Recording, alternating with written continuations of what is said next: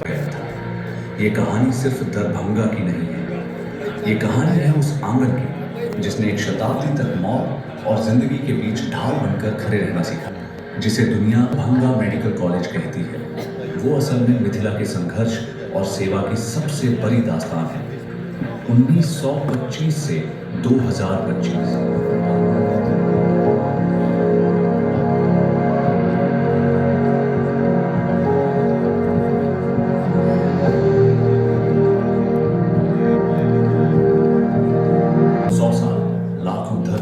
और अनगिनत मसीहा। आइए आज इस महान विरासत के पन्नों को फिर से पलटते हैं। हमारे साथ हैं डॉक्टर अलका झा।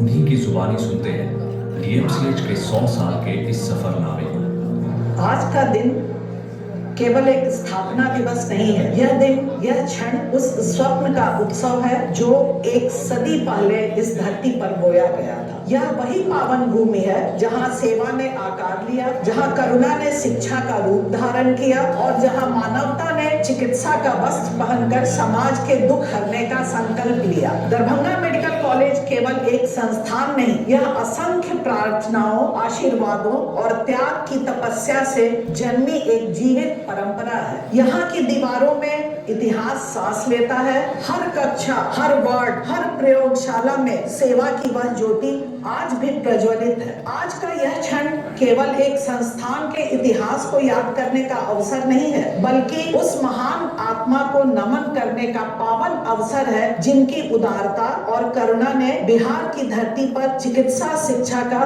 दीप प्रज्वलित किया।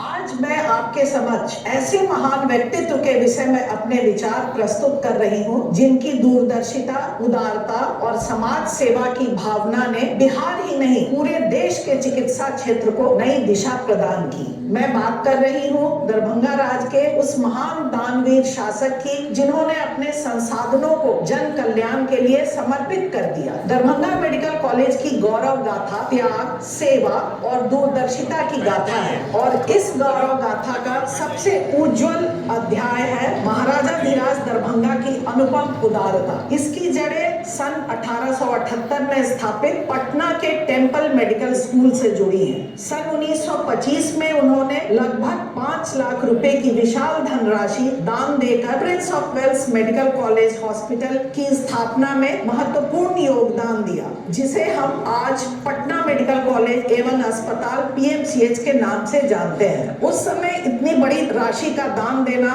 उनके समाज के प्रति समर्पण और दूरदर्शिता का प्रमाण था। समय बदला, आवश्यकता बढ़ी और प्रांत को एक ऐसे केंद्र की आवश्यकता महसूस हुई जो आधुनिक चिकित्सा शिक्षा का सशक्त आधार बन सके। जब मेडिकल स्कूल को नए स्थान पर स्थापित करने का प्रश्न उठा, तब दरभंगा की पावन भूमि का चयन हुआ। यह केवल प्रशासनिक निर्णय नहीं था, इस इतिहास का आह्वान था। विशेष रूप से महाराजा रामेश्वर सिंह का योगदान सदैव स्मरणीय रहेगा। उन्होंने पटना मेडिकल स्कूल को दरभंगा स्थानांतरित करने के लिए ब्रिटिश शासन के पास 25,000 रुपए की राशि जमा कराई। उस दौर में यह राशि अत्यंत बड़ी मानी जाती थी। यह केवल आर्थिक सहायता नहीं थी, बल्कि चिकित्सा शिक्षा को दरभंगा की धरती पर स्थापित करने का एक दृढ़ और दूरदर्शी प्रयास था। अब यहाँ से शुरुआत होती है दरभंगा मेडिकल कॉलेज की कहानी। सन 1923 में आधारशिला रखी गई और 1925 में दरभंगा मेडिकल स्कूल ने अपने शैक्षणिक जीवन की शुरुआत की।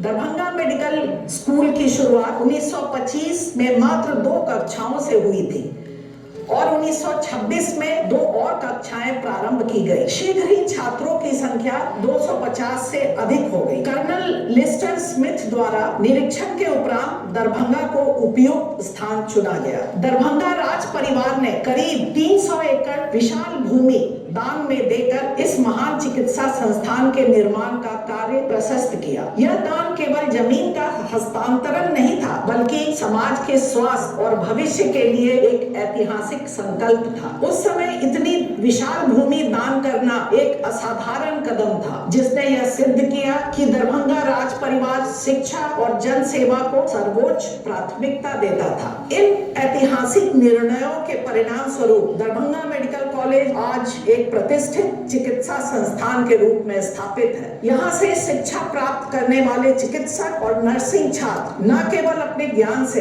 बल्कि सेवा भावना से भी समाज को समृद्ध कर रहे हैं। समाज को समृद्ध करने का ये सिलसिला सिर्फ इन दीवारों तक सीमित नहीं रहा। यहाँ से निकले डॉक्टर्स ने अपनी काबिलियत की खुशबू 7 समंदर पार तक फैलाई है। दरभंगा की गलियों से शुरू हुआ ये सफर आज लंदन और अमेरिका के नामचीन अस्पतालों तक जा पहुंचा है। 1960 बैच के डॉक्टर पी के भट्टाचार्य उस दौर के गवाह हैं जब डीएमसीएच का नाम अंतर्राष्ट्रीय स्तर पर अपनी पहचान बना रहा था। आइए सुनते हैं उनके अनुभव और उस दौर की गौरव गाथा। उसमें मेडिसिन में नाम मैं लूँ कि सबसे पहले शीतल प्रसाद सिन्हा, जो कि बहुत ही फेमस मेडिसिन के डॉक्टर थे, सारे बिहार में उनका नाम था। उसके बाद professor Sitaram Varma, professor VN Sinha, professor CN Yadav और भी बहुत टीचर्स मेडिसिन के थे। ऐसे दूसरे विभाग में भी टीचर्स थे, जैसे तिवारी जी थे गायनेकोलॉजी में, गौरी रानी सिन्हा थे गायनेकोलॉजी में। ये लोग बहुत उच्च कोटि के शिक्षक थे उस टाइम में, जिनका काफी बोलबाला भारत में था और हम लोग उनके अंदर में ट्रेनिंग लिए, पढ़ाई किए। उसके बाद हमारे क्लास के बहुत लड़के इंग्लैंड और अमेरिका चले गए, जो जाके हुआ बहुत नाम कमाया और दरभंगा मेडिकल कॉलेज का एक नाम रोशन हुआ। अभी भी अमेरिका में और इंग्लैंड में जो है वो दरभंगा मेडिकल कॉलेज एलुमनाई करके एक संस्था बनाए, टॉप मोस्ट कार्डियक सर्जन बने और बहुत ही नाम हुआ, जिसके नाम से अभी आपका गेट जो बना हुआ है मेडिकल कॉलेज का गेट, वो उन्हीं का इससे बनाया हुआ है। उन्होंने बहुत नाम कराया, मगर भगवान के लिए वो चलो यहाँ से दिवंगत हो गए, मगर उनका बहुत नाम था। एक डॉक्टर अभी भी अमेरिका में है, डॉक्टर सनत कुमार राय, जो कि मनोविज्ञान में बहुत ही अच्छा काम किए, एनेस्थेसिया विभाग में वो थे। यहाँ से वो अमेरिका गए, काफी नाम करवाए। और नाम लूं तो हीरालाल वर्मा हमारे ही बैच के थे, जो कि लंदन में रहे और लंदन में जाके जीपी का काम किए। उसके बाद काफी उनको नाम हुआ, जहाँ जहाँ वो रहे पूरा लंदन शहर में उनकी बड़ी ख्याति थी और अच्छे इंसान भी कहलाते। डॉक्टर तो सब हो सकता है, एक अच्छा इंसान भी उसके साथ होना चाहिए। डॉक्टर बनने की इस दौर में डीएमसीएच ने हमेशा इंसानियत का पाठ सबसे ऊपर रखा है।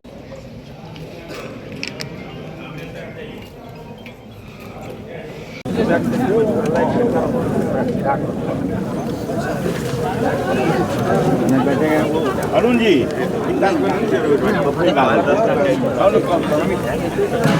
चल जाइए, खाना खा लीजिए।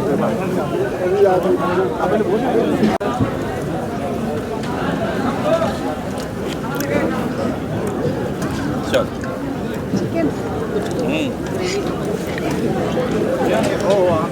बढ़िया के लिए एवरेज से